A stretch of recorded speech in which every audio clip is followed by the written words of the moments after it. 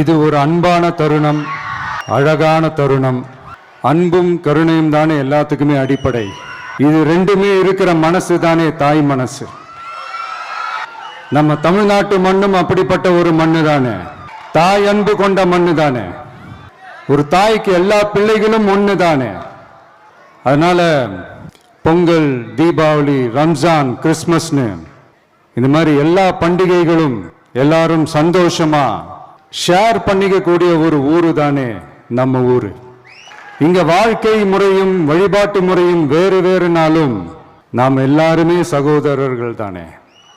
அதனாலதான் நம்ம அரசியலுக்கு வந்ததுக்கு அப்புறம் கடவுள் நம்பிக்கை உண்டுன்னு அறிவிச்சது ஏன் தெரியுமா? உண்மையான நம்பிக்கை தான் நல்லிணக்கத்தை விதைக்கும், மற்றவங்களோட நம்பிக்கையை மதிக்க சொல்லி தரும்.